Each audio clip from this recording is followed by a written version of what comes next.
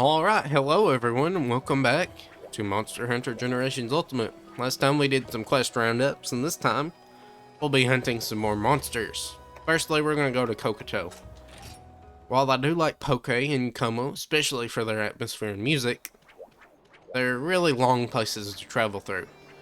Kokoto and Baranow are the shortest places to go, so that's where I like to be. Unless I really just want to feel that atmosphere. So, I'm going to show you the three quests we have. We have Hunt a Bulldrome, Hunt an Arzuros, and Hunt a Velocidrome.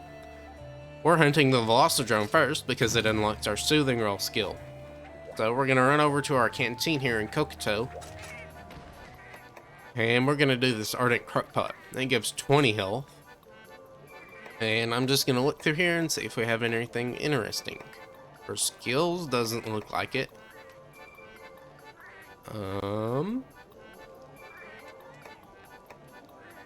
Got Fighter, Fur Coating. I guess we'll take Defender low. Yeah, we'll take Defender low. Alright, you can press the B button to skip that animation. It is a cute little animation. But for now, I'm going to deposit some of our items too. Our item box is getting kind of, or our item pouch I should say. It's getting kind of crowded, so we're just going to deposit it. Alright, now we're going to head off on our quest.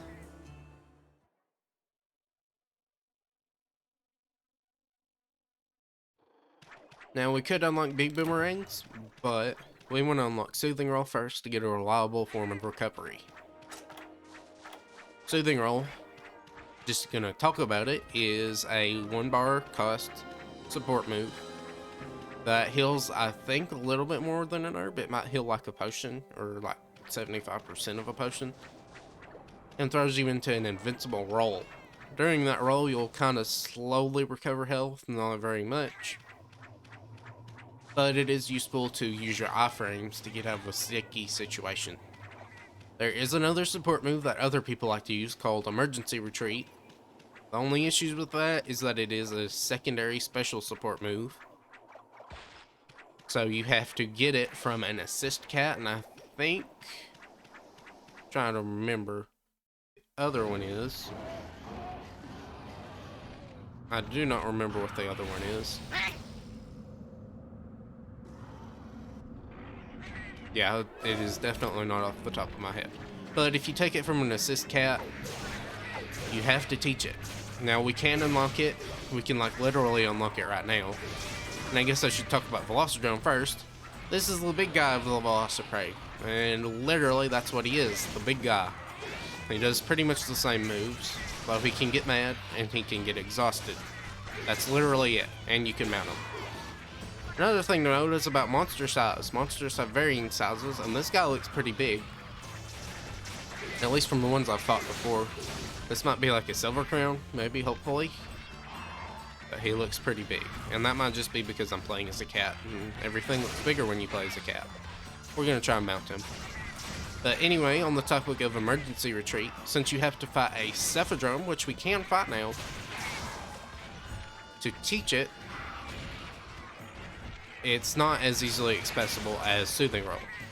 Also, Cephadrome is just a pain to fight. We have to fight it anyway, but just thought to mention that. Also, since it is a special support skill, or support move, it takes up one of your slots, especially on our bombing cats. Oh no, they have bombs.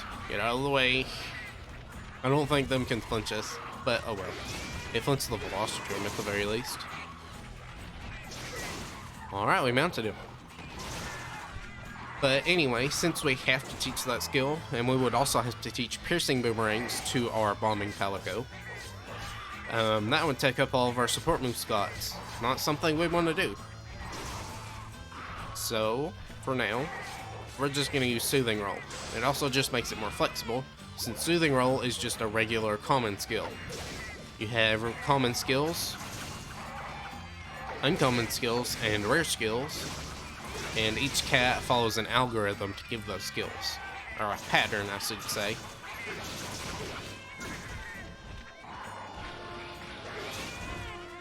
Alright, and I guess I should say Emergency Retreat gives you the same iframes and throws you underground immediately. The only issue is that it takes longer to get out and fight them. Something I think I didn't do was equip Boomerang Pro, being very pro here.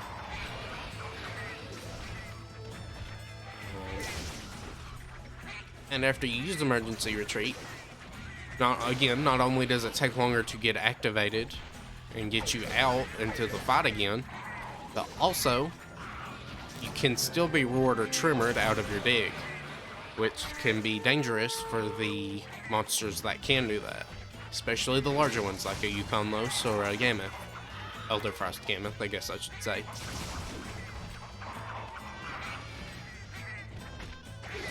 And we're gonna keep fighting these guys, but the reason I like Soothing Roll is it might heal a little bit less unless you wait out the full roll.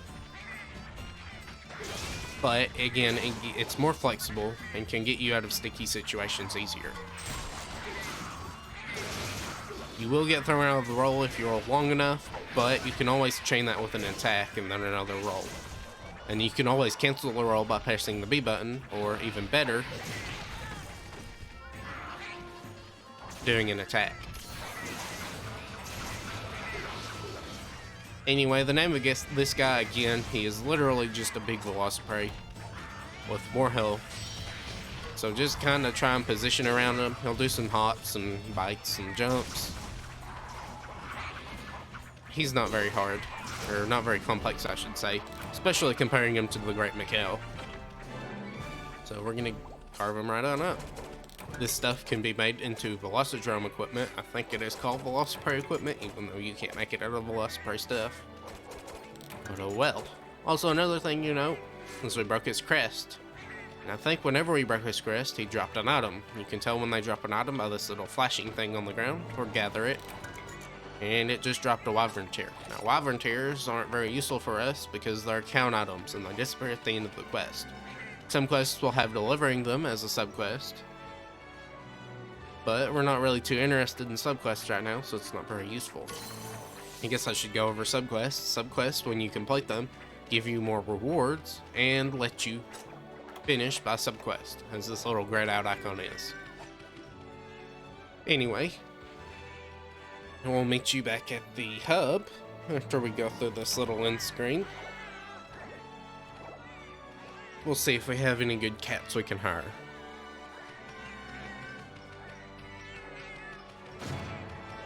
Like the little dance they do whenever they're happy.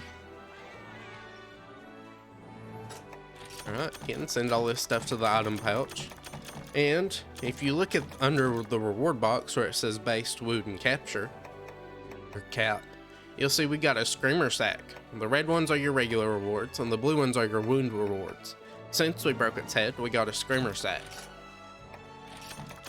Also, I think did we complete the subquest? I guess we did. Subquests are green on your second reward screen.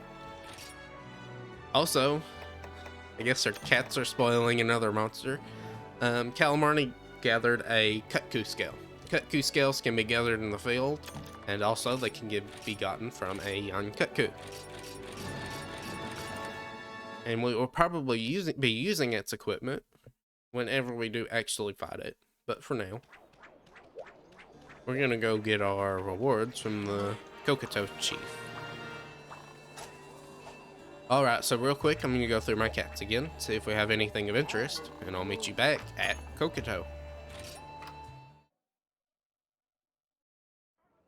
Alright, so I'll add, we're meeting you in Poke, because we are doing a Poke quest next, so I'm gonna try and be thematic with it. She's gonna tell us all about that stuff. Another thing is, since we killed the Velocidrome, we got Harvest Tour for the Verdant Hills. Harvest Tours are pure gathering quests. You take them if you want to just have 50 minutes of pure gathering. You'll get a little Paw Pass ticket, and you can deliver that to complete the quest too.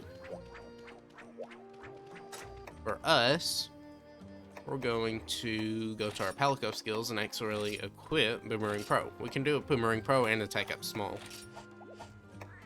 So that's useful for us. And we're gonna throw on Soothing Roll. Now, we're gonna go back out and take the quest Granny gave us. Actually, I think she's the Poke Chief. I just know she's been called the Quest Granny before.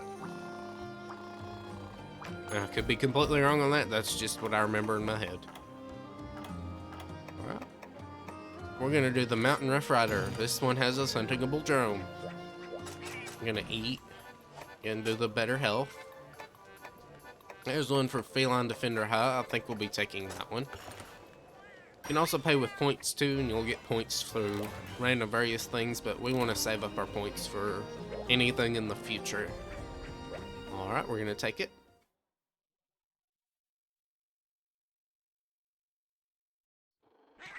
Now, something interesting I didn't go over last time is that in the Arctic Ridge, especially in the upper areas, it's cold. Now, for us, that doesn't mean anything. It doesn't mean anything when it gets hot either, because Prowlers can't use items. But for hunters, they can get cold. And whenever you get cold, you have to use a hot drink, or else your stamina drain, specifically your long-term stamina drain that completely depletes your bar, will be sped up. By quite a bit, I think. Pretty much when you play as a hunter, after a set amount of time, your stamina bar drains. And I don't mean like it goes down, like the yellow bar goes down, I mean the entire bar shrinks. So whenever you're cold, it speeds that up very quickly, and you have to drink a hot drink to keep that from happening.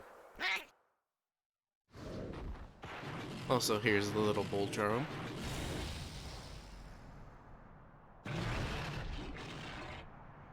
When you go into a hot area, it drains your health, and you have to drink a cool drink to stop that.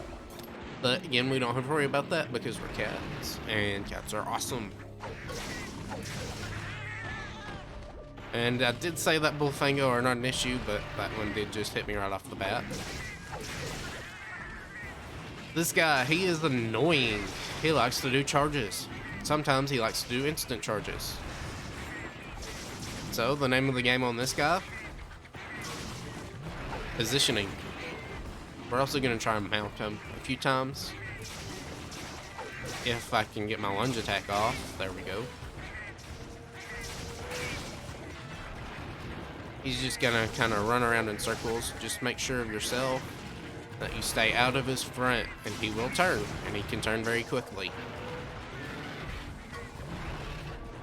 Also, this is a neat little mounting attack.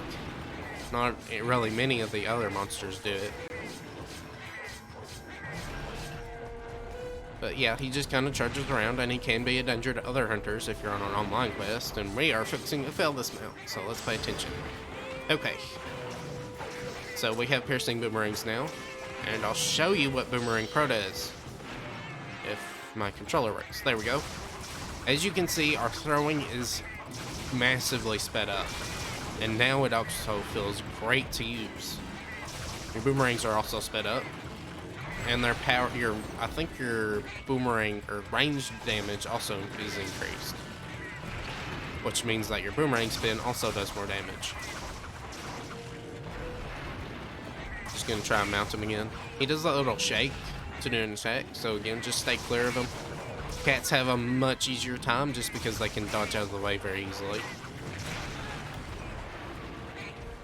And again, use that soothing roll to get out of his way. You can pretty much iframe anything with it at the cost of 1 gauge. Oh no. And he attacked me. Another thing is, if you absolutely do not want to get hit, use that guard of yours. It's pretty decent. Though you can't guard things that require guard up, you can guard small things. And I am doing a great job of getting hit by this guy.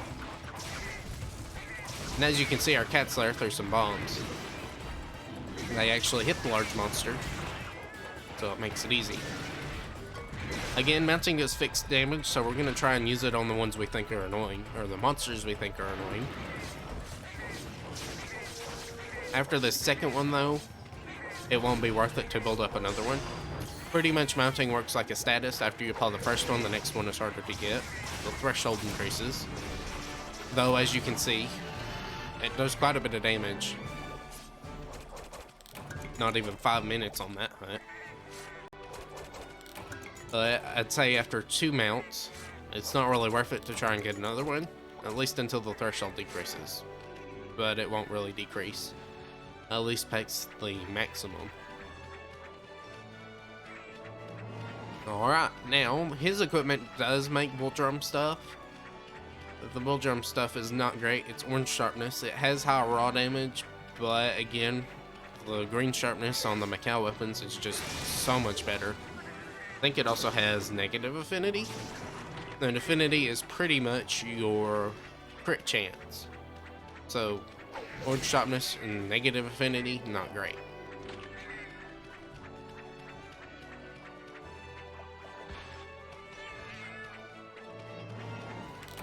This quest is finished.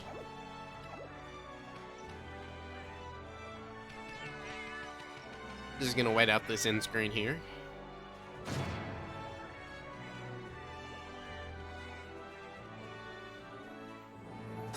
Send it to the item box. And again, we got quite a few Bulldrome things, but we're not really going to be using it.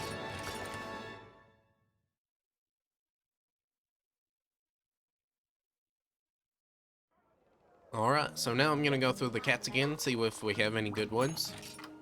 And I'll meet you in Yukumo. Alright, now we're in Yukumo. And something I did forget to do was go talk to the chief in the Poke Village. We'll do that later though. For now we're gonna check our cats and then take on our next quest, and our final quest for the day. Gonna look through these guys real quick. I have not found anything useful. And I guess we'll have to hold off again. I'm not too worried because we do have to unlock piercing boomerangs to teach it. So for now, we're just gonna keep on questing. Take on Arzuros, the Azure Beast. Go on to our canteen over here. Do that Arctic crock pot. Look, sea feline booster, we'll use that. Pretty much just gives us an attack and defense boost, I think, for 5 minutes. So it's pretty good. Gonna store our items we got.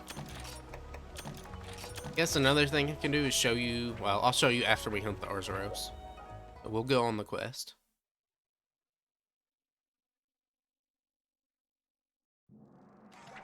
Alright, back in the Misty Peaks, we're gonna go through here. And this is a very pretty area. Didn't comment on it the first time, but it just is plain beautiful. So we're gonna go through area 1 into area, let me remember, 4? I don't remember, but cheat. Now from area 4 into area 5.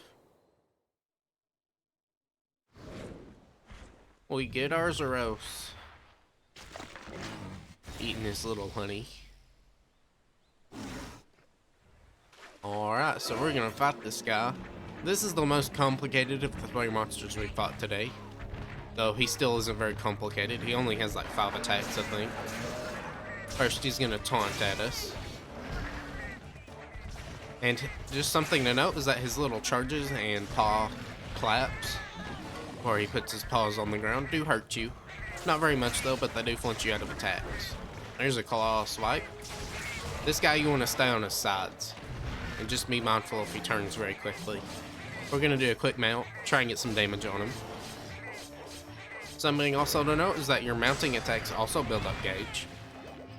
And I think the best place to attack him is his head, but the biggest damage target is his butt. It's not the best damage spot. Again, I think his head is. But the butt does have a decent hitbox or hit zone for how big it is. Also has a decent, I think, fire or ice element hit zone, but we don't have any elemental weapons right now. Alright, now that he's jumping around again, we're going to try and mount him. He's mad now, I think. Either that or he's just taunting us. Gonna try and turn around and attack us. We're not going to fall for it. And again, once you hit your mounting attacks, you want to try and aim for the back. It will only apply the mount status that way. Tried to guard that for a roar. He cannot roar. The first few monsters we fight cannot roar, so don't worry about that. Now he's mad.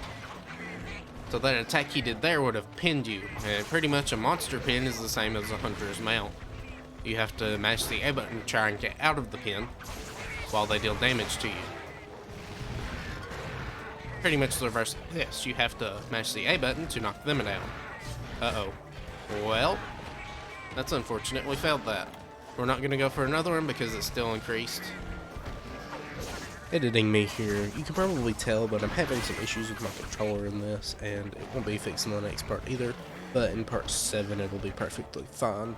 I will continue to talk about it, but just some of the issues is that the input sometimes just hang. Like in a guard, I'll just hold out a guard for a really long time. Kind of ruins the flow of the battle. And I do continue to talk about it because it does get pretty annoying. Sorry about that. So if I do something that looks a little weird, like just pausing and not attacking, that's why. My inputs are just not working.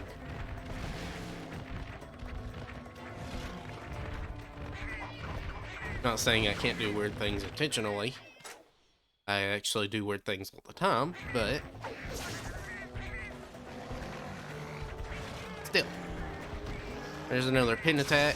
See, look at that. I was trying to do a lunge attack and it just was not working. Oh, yeah, I guess we framed that. That's rare occurrence.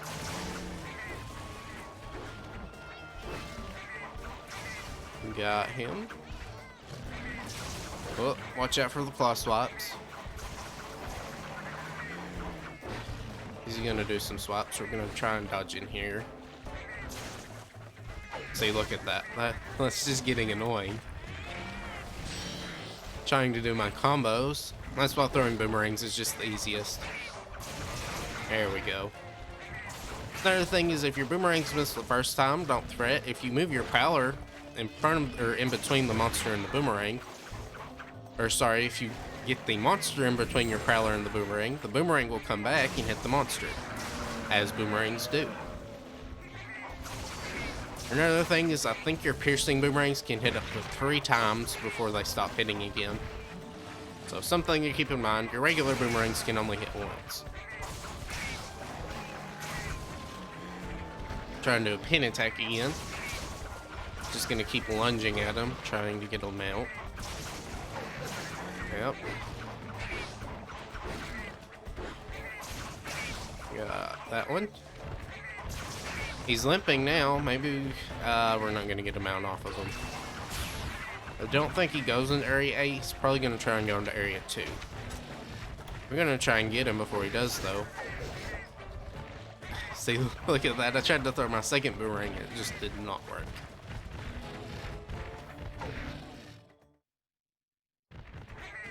Alright. Uh-oh. There we go. He missed us. Just look at that. Now, after guarding, you do have a bit of in-lag, but sometimes it's made a little longer by these inputs being a little funny. I guess I won't worry about going for the mount, unless I just can get it right now. Yeah, no. We're just going to try and kill him. Do a spin. And keep on attacking him. He's exhausted now, so he's just kind of gonna run around. He tripped himself.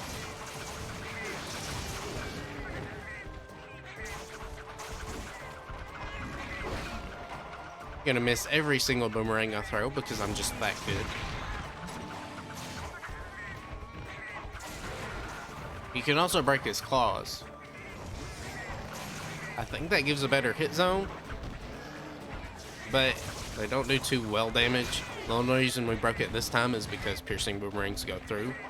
So when you try to hit the head, you'll probably hit the claws instead. He's gonna go back into Area 6.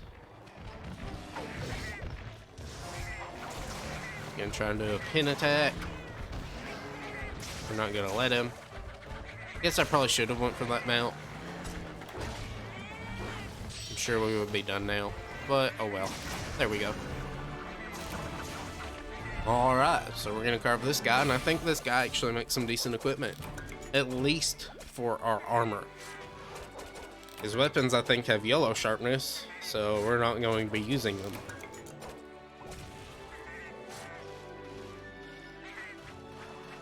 Alright, now that we've done that, I'm just going to go ahead and script this end screen because we're not really going to do anything, and if I do something I think is interesting, I will show you.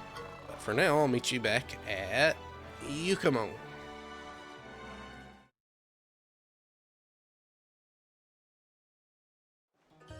Alright, now that we're in Yukamon, again, we're going to go check through our cats.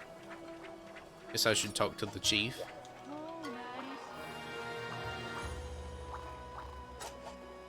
Alright, we're not going to get any new quests for them from them for a while. And I'll meet you wherever I'll meet you. I don't remember where. Oh yeah, we're going to grab the Quest Granny's reward too. Alright, so now that is all complete. I'll just show you the weapons and armor we can make real quick from these guys. Got the Arzuros mace, which is 64 in attack and boomerang, and oh no, it's 70 attack and melee. But it only has yellow sharpness, so it isn't better than our Macau dagger. And I guess the Bulldrome tusk is not orange sharpness, which is decent, but even at the 62 melee and 56 boomerang, it's not anywhere near as good as our Macau dagger. Oh, and the Velocidrome bayonet is actually better. I forgot this thing was green sharpness, and I probably should have made it. But oh well, it is very slightly better. Pretty much it is the ranged equivalent of the Macau dagger. So we're gonna make it.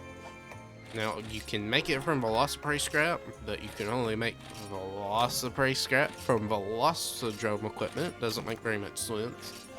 And the weapon is also called a Velocidrome bayonet. But oh well, we are gonna equip it because we are using boomerangs more now. And you can kind of see what the bias towards it is. You can see like close range on the Arzuros mace and the Bulldrome tusk, and you can see boomerang on the Velocidrome bayonet. And also balanced if they're both the same. Or if they're both similar. I don't think they both have to be the same. Oh well. As for armor, just for comparison, our Macau armor is 7 defense in the head. And so is the other stuff. So unless you just really like the look of it, stick with your Macau stuff. Also, if you don't want to, you don't have to make the Velocidrome bayonet. We'll get better weapons in a little bit. Ones that far outshine the small upgrade that this is. So, for now, I hope you enjoyed. And again, leave a comment below. And until next time, bye.